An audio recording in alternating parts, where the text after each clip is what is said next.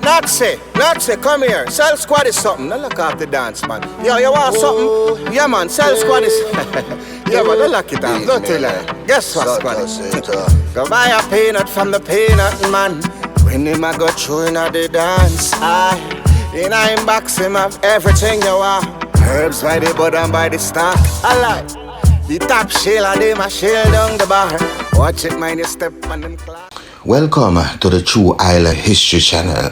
This is part 2 of the history of St. Thomas, if you will. If you missed part 1, please check it out on the channel.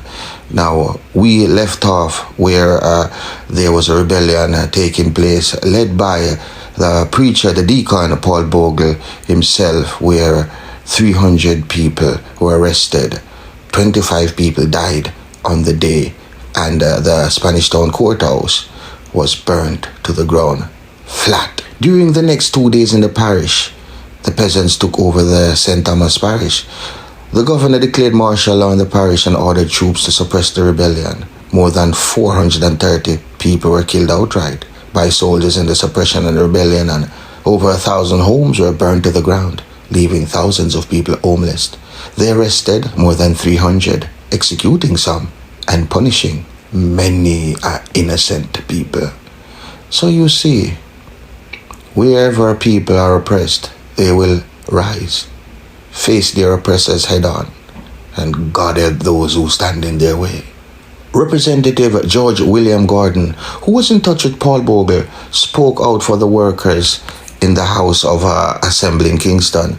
The governor ordered him arrested and returned to Morant Bay, where he too was tried under martial law for conspiracy and hanged on the 23rd of October. The following day, Paul Bogle himself was captured by Jamaican Maroons from Moortown and handed over to the authorities, and he too was also hanged. Now, please make a note of who captured him. It wasn't the soldiers, it wasn't the police militias, it was our own Maroons. Now, they were given power because they were given land, and because of their greed, they turned on our own, capturing him so they could hang him. Just like in the beginning, how the slavery started, by blacks, we ourselves captured people, sold us to the white people for lucrative profits. Then they brought us through the first voyage, the middle passage, and the third passage, where we were splintered, scattered all over the Western Hemisphere for 400 years. 400 years we suffered under very torturous, horrible, egregious circumstances. But it all started by greed. Do not forget that. Do not forget that. And it's very disheartening, but it's part of our history. Somebody has to tell it. And here am I. A public outcry in Great Britain led to the appointment of a royal commission to investigate events. Although Eyre was forced to resign and twice charged with murder, his case never went to trial. In 1969, the Right Excellent Paul Bogle was named a National Hero of Jamaica, as were George William Gordon, Marcus Garvey, Sir Alexander Bustamante, and Norman Washington Manley. St. Thomas is located at latitude 18 degrees to 0.5 degrees north, longitude 76 degrees 40 degrees west, out of Portland and east of St. Andrew, with an area of 742.8 square miles, 286.8 square miles, well, 742.8 square kilometers, which equals to 286.8 square miles. It ranks as Jamaica's 9th largest parish. I bet most of you didn't know that. And St. Thomas is a very mountainous parish with ranges that include the Port Royal Mountains, stretching from above Newcastle in St. Andrew to Albion in St. Thomas, the Queensberry Ridge between Yallas and Negro Rivers, and to the extreme south, an isolated ridge called Yallas Hill, with its highest elevation 730 meters, 2,394 feet above sea level. The Blue Mountains form the northern border of the parish.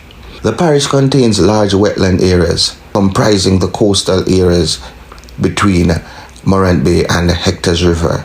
There are also many cliffs and beaches. There are three main rivers in the parish: the Yallas River, measuring 36.9 kilometers, 22.9 miles long; the Morant River, measuring 21.9 kilometers, 13.6 miles long; and the Plantain Garden River, measuring 34.9 kilometers, 21.7 miles long. The latter is the only eastward flowing river in the island, which is the Plantain Garden River. The total population of the parish, 94,410. The ethnic makeup of St. Thomas is about 88.2% black, 7.6% Asian, 3.2% white, and 1% for the other. The parish has a relatively youthful population. Approximately 54.7% of the parish population was 29 years or younger. Children under 0 to 14 years accounted for 27% of the population. Youths of 15 to 29 years accounted for 27.7% of the population. The working age populace is between 15 to 64 years, accounting for 64.1%, reflecting the national distribution thereof. The elderly, 65 years and over, accounted for 8.9%.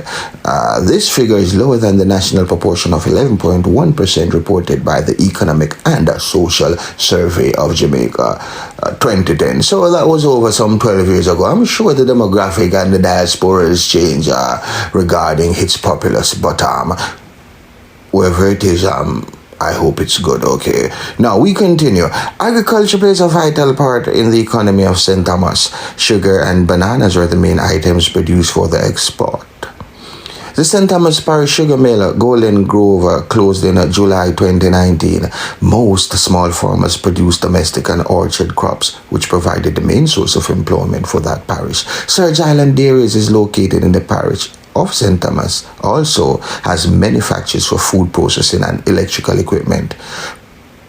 Current efforts are being made by Upliftment Jamaica to create, support, and provide opportunities to the people of St. Thomas and to encourage economic and social transformation on our community and county-wide basis.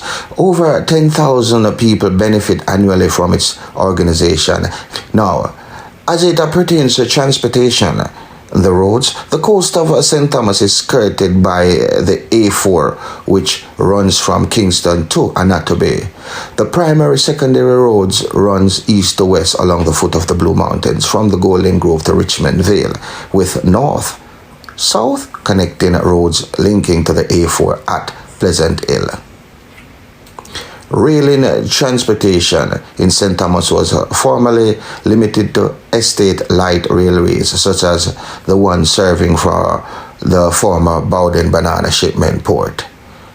All have ceased operation, sadly.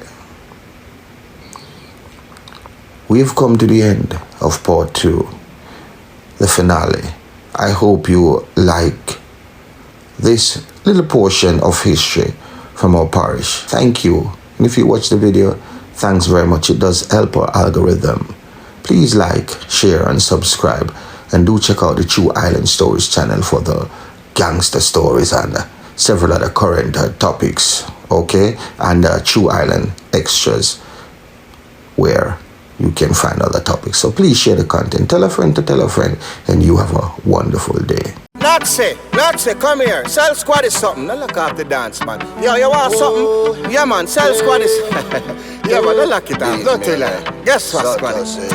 Go buy a peanut from the peanut man. When him a go through in the dance, in a box him have everything you want. Herbs by the bud and by the stock. I like the top shell and them a shell down the bar. Watch it, mind, you step on them clock.